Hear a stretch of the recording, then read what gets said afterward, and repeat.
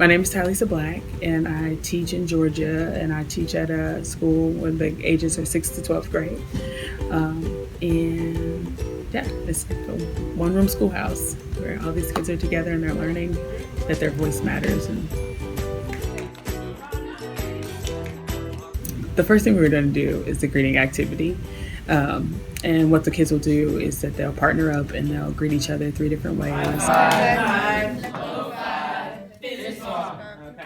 And then with those, you're going to say hello.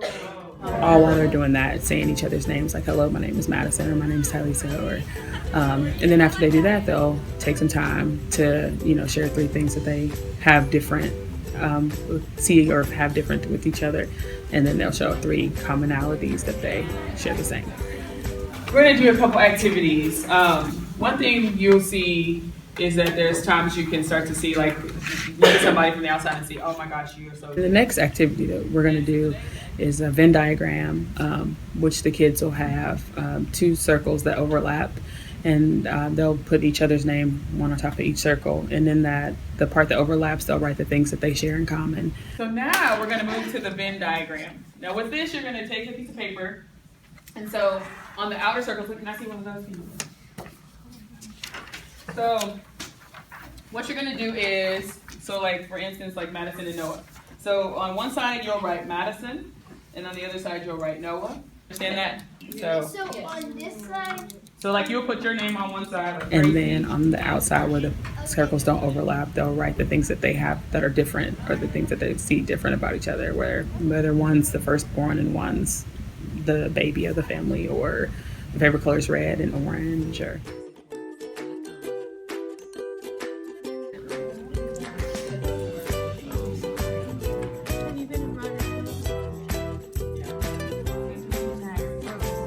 I'm not a twin and she is a twin. We've both been to Colorado. We both like to play tennis. The oldest out of all our siblings, and both have some siblings. I've played sports and she hasn't. My favorite animal is an elephant and hers is a unicorn.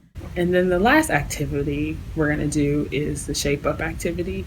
And in the activity, we'll start off by having dividing the groups up into 4, 5, 6 people in a group. I'm going to give you a blindfold, and you will be blindfolded. Everyone will be blindfolded but the leader.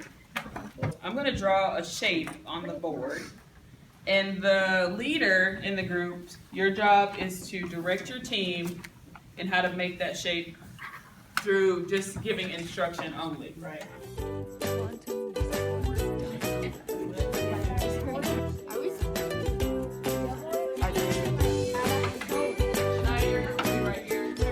First shape we're gonna make is a triangle. The leader's job is going to be to give them the instructions. So when they're blindfolded, that leader will tell them, okay, we're going to make a circle. So they'll tell the person, hey, Malachi, you take 2 steps back, and Joey, you take a step to the right, and shift your hand over just a little bit. So they'll be the only one that can actually see the shape forming, and then the others will just simply follow the instruction of the leader.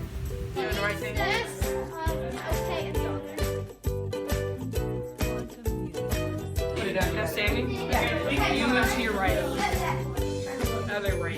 You definitely have to be willing to follow. And so this will give them opportunity to see, like, hey, I can't see what's happening, but I have to be willing to listen and follow the person that can see what's happening.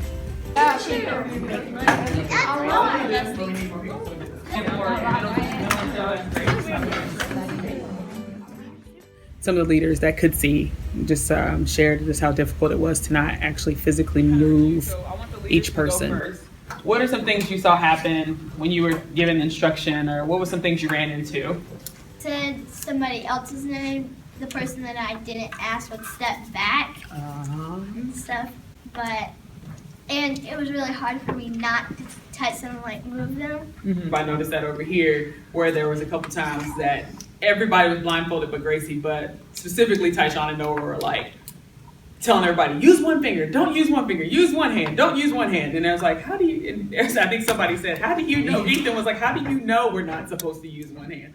Like, how do you know we're all blind? One thing I loved was that when the kids started to really look at their differences and their similarities, I don't remember anyone saying, well, you're black and I'm white. Or we can focus so much on how we're different and that we can miss the things that we have in common that really, as human and as people that we just love to do, whether it's eat a hamburger or ride a bike or dance in the park or draw, those are all things.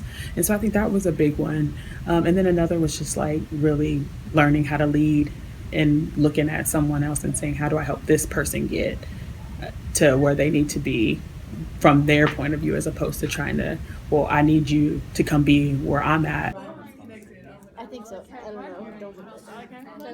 I think these activities really give us a great opportunity to teach the kids how to communicate and also give them understanding of where someone else could be coming from, or even a sensitivity to stop and look at somebody else's point of view instead of just saying, this is what I think should work or this is what I think we should do, but really being able to stop.